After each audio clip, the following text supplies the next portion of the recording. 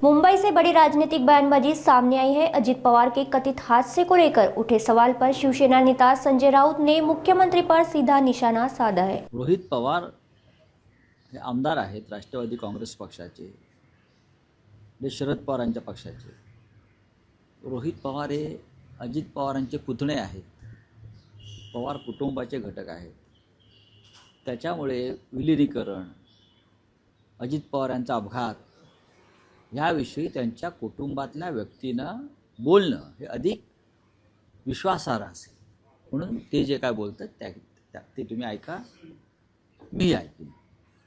पण राष्ट्रवादी काँग्रेस शरद पवार पक्षाचे खासदार बजरंग सोनवणे यांनी अजित पवारांच्या मृत्यूविषयी आणखी दाट संशय उपस्थित केलाय।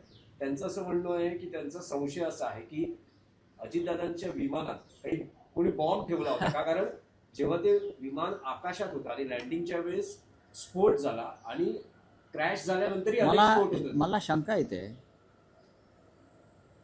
राष्ट्रवादी काँग्रेसचे आमदार आणि अजित पवारांच्या निकटवर्ती अमोल मिटकरी यांनी शंका व्यक्त केल्या।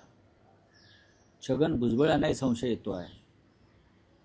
आता रोहित पवार जे त्यांच्या कुटुंबातले सदस्य आहेत प्रमुख, त्यांना संशय येतो आहे। खासदार बजरंग सोनवणे यांनी संशय व्यक्त केला आणि हा संशय येत असताना त्या संशयाचं निराकरण करण्याऐवजी महाराष्ट्राचे मुख्यमंत्री देवेंद्र फडणवीस असं म्हणतायत, आपण वाचलं असेल, मृत्यूचं राजकारण म्हणजे दम देऊन सांगतायत, याद राखा अजित पवारांच्या मृत्यूचं कोणी राजकारण कराल तर याद राखा। तुमचा काय संबंध आहे? तुम्ही कशा करता धमकावताय?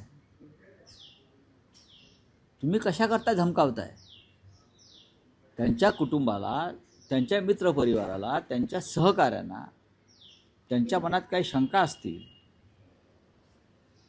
तर मुख्यमंत्री फडणवीस आणि भारतीय जनता पक्षाच्या नेतृत्वाला वेदना व्हायचं कारण काय?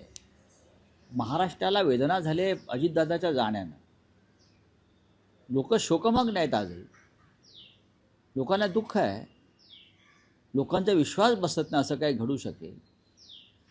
आणि जेव्हा अशा प्रकारच्या घटना घडतात तेव्हा नक्कीच विविध कंगोरे त्यातून निर्माण होतात। पण राज्याचे मुख्यमंत्री वारंवार सांगतात, कोण राजकारण करतंय? राजकारण कोण करतंय आम्हाला सांगा।